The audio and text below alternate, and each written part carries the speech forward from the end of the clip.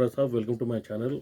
और धन्यवाद, आपने इतना आपका कीमती समय हमें दिया। और मैं चाहता हूं कि आप अपना इंट्रोडक्शन खुद दें, प्लीज़। नमस्कार रोहित जी। मेरी क्या तारीफ़ उस खुदा की जिसने जहाँ बनाया। पर छोटा सा मैं बताता हूँ कि मेरा नाम MS ओबरॉय, मंजीत सिंह ओबरॉय है। मैं एक लॉयर हूँ, एडवोकेट हूँ। पर 2006 में मैं बाय चांस मीडिएशन में आ गया, मध्यस्थता में आ गया। ठीक है जी। और तब से मैं एक प्रोफेशनल एडवोकेट तो हूँ ही, बट प्रोफेशनल मीडिएटर भी हूँ और एक ट्रेनर भी हूँ। और मैंने ये training Delhi high court mediation centre में पहली बार ही ली थी 2006 में। और आज ये 2021 और 2022 की कगार पे है। और ऑलमोस्ट एवरी सेकेंड डे मेरा 30% ऑफ द टाइम इसमें मैं देता हूँ। बाबरा साहब, मुझे मध्यस्थता के बारे में जानना चाहिए। जी जानना था कि कैसे आप इसको वो करते हैं। जी। देखिए, ये बहुत सिंपल है। इंडिया में, भारत में पंचायत सिस्टम होता था। वो सिंपल डिस्प्यूट गांव के होते थे, तो पंचायत में पंच लोग बैठते थे और वो एक अपना विद इन इन्वर्टेड कॉमर्स फैसला दे देते थे। हाँ जी। और उसको लोग मानते थे। उसमें लीगल कोई लेजिस्लेचर की बैकिंग नहीं थी। हाँ जी। और वो कस्टमरी एक वो था, ऑल ओवर इंडिया ऐसे ही चलता था। अब ये जो कॉन्सेप्ट है ये वेस्टर्न कंट्रीज में गया। उन्होंने इसको बहुत इनोवेट किया और इसमें आर्ट ऑफ नेगोशिएशन ये सब चीज़ें ऐड करी। उसमें फिर एनफोर्सेबिलिटी वाला एस्पेक्ट लाया गया और ये वापस इंडिया में आया। और इंडिया में ये तकरीबन 2006 में दिल्ली हाई कोर्ट में जब justice Katju as chief justice आए from Madras high court Delhi में, तो उन्होंने यहाँ पे शुरू करवाया। चेन्नई में शुरू हो चुका था, अच्छा चल रहा था वहाँ पे। पर दिल्ली हिंदुस्तान का दिल है, यहाँ से सब चलता है। सब जगह बात फैलती हो। तो वही हुआ कि जब वो काटजू साहब दिल्ली में आए तो उन्होंने ये मध्यस्थता मीडिएशन शुरू किया, नॉट मेडिटेशन, मध्यस्थता। ठीक है जी। शुरू की। बड़ा इसका विरोध हुआ। वकीलों ने कहा भाई ये क्या शुरू हो गया, ये तो हमारे प्रोफेशन पे एक आघात है। और फिर ये बहुत विरोध हुआ, डिस्ट्रिक्ट कोर्ट में हुआ, हाई कोर्ट में हुआ, सुप्रीम कोर्ट में तो अभी ज़्यादा शुरू नहीं हुआ था, बट बहुत अपोज किया गया। बट अल्टीमेटली वकीलों ने देखा कि ये एक बहुत अच्छा मीडियम है जिसमें बहुत पुराने disputes, matrimonial, family matters, property matters, हर किस्म के डिस्प्यूट, रेंट मैटर्स, जो मर्जी आप ले लीजिए, पेचीदा से पेचीदा आप मध्यस्थता करें, मीडिएशन करें तो वो रिजॉल्व हो जाते हैं, जहाँ सालों साल लगते थे। एक केस इंडिया में बड़ा मशहूर है कि अगर किसी ने शुरू किया तो अगर उसके पोते को उसका फल मिल जाए तो ये बहुत बड़ी बात बहुत होती बड़ी थी। बात होती है। ठीक है ना जी। तो अक्रॉस द बोर्ड, मैट्रिमोनियल में, फैमिली लिटिगेशन में, प्रॉपर्टी डिस्प्यूट्स में, अब तो क्रिमिनल में भी। हाँ जी। क्रिमिनल में कुछ ऐसे चीज़ें हैं जिसमें मॉरल टर्पिट्यूड ना हो, जिसके अंदर पब्लिक रिलेटेड ऑफेंस ना हो, तो उसमें FIR तक क्वैश कोर्ट कर रही है अंडर 482 CRPC इनकी पावर्स में। तो ये एक बहुत बड़ा साइलेंट रेवोल्यूशन हो गया।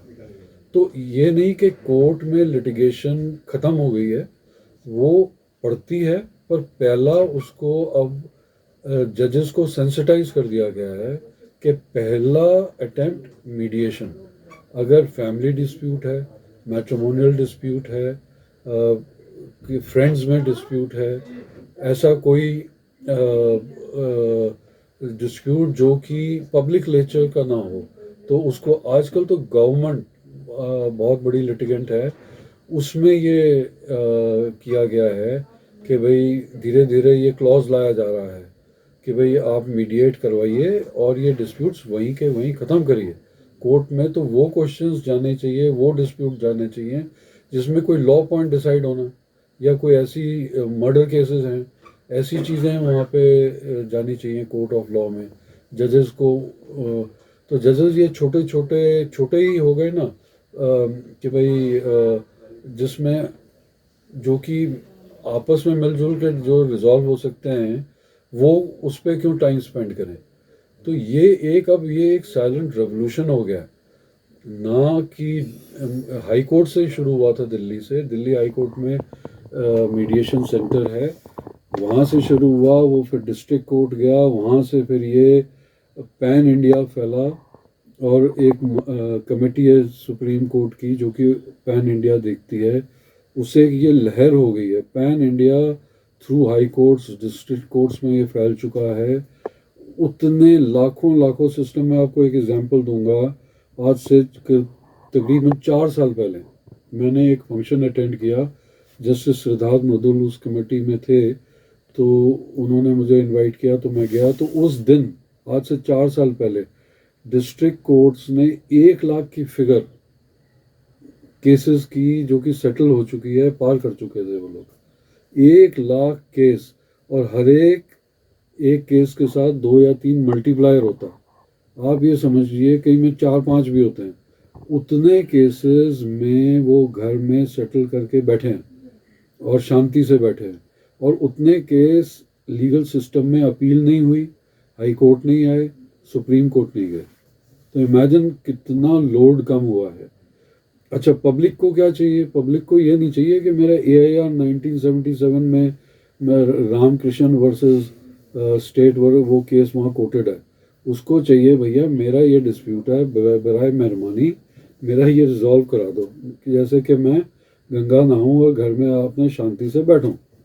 अगर किसी का मैट्रिमोनियल डिस्प्यूट है, वो चाहता है भैया मेरा जो मियाँ बीवी का डिस्प्यूट है, या तो एक साथ रहने लगे या अलग हो जाए। एग्जैक्टली। ठीक है जी, बाल सफ़ेद हुए तब अलग हुए तो क्या फ़ायदा हुआ? ठीक है तो जी। तो अब ये एक और बहुत बढ़िया एक रेवोल्यूशन हुआ है कि प्री लिटिगेशन भी शुरू हो गया। दिल्ली हाई कोर्ट में हो गया, डिस्ट्रिक्ट कोर्ट्स में हो गया, ऑल ओवर इंडिया भी धीरे धीरे फैल रहा है। थाने लेवल में हो गया। थाने लेवल में मैंने ये शुरू किया था 2008 में, और 2013 तक मैं क्राइम अगेंस्ट वुमेन सेल में जाता था, वहाँ मीडिएट करता था, और वहाँ सेंसिटाइजेशन प्रोग्राम देता था। तो मुझे उस टाइम जज थे जस्टिस लुकूर, और वहाँ के इंचार्ज थे सुधीर यादव जी, जॉइंट कमिश्नर। उन्होंने कहा एक सेंसिटाइजेशन प्रोग्राम शुरू करो। ये हाँ, वो जो क्राइम अगेंस्ट वुमेन सेल जाता था प्री लिटिगेशन स्टेज पे, थाना लेवल पे, जब FIR हुई नहीं है। मैं आज की बात नहीं कर रहा, 2008 और 2013 की बात कर रहा हूँ। और बहुत केसेस हमने थाने लेवल पे निपटाए। इमेजिन उसकी FIR होती, उसके केसेस डाइवोर्स डलते तो डले तो वो भी, पर म्यूचुअल कंसेंट से अगर सेटल हो गए तो वो अपने अपने घर चले गए। ठीक है जी। और दूसरा, जो कई ऐसे मिरेकल हुए कि वहाँ पे आए, उनको समझाया गया और वो घर बस गया, लिटिगेशन में नहीं पड़ा।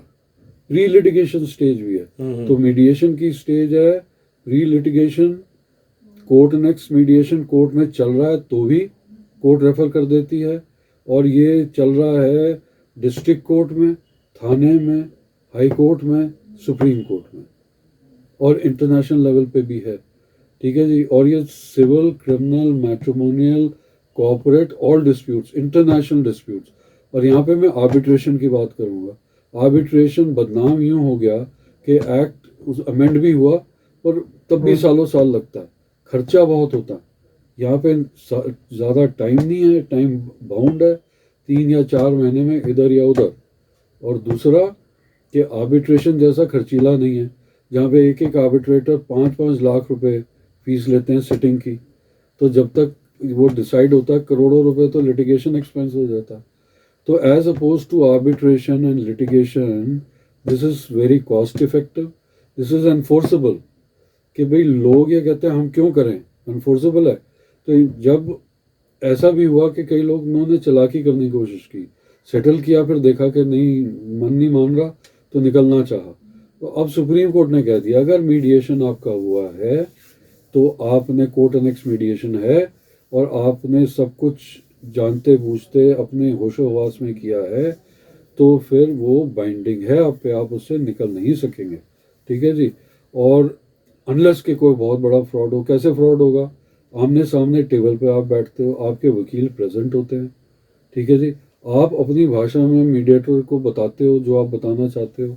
आप जॉइंट मीटिंग होती है सबके सामने, दोनों पार्टी आमने सामने भी होती हैं, मीडिएटर अलग अलग भी सुनता है, और ये कॉन्फिडेंशियल है। ठीक है जी। तो कॉन्फिडेंशियल है और ये मन से निकलता है, और यहाँ पे हम मीडिएशन में कहते हैं सेटलमेंट हुआ, जजमेंट नहीं, जजमेंट की अपील होती है।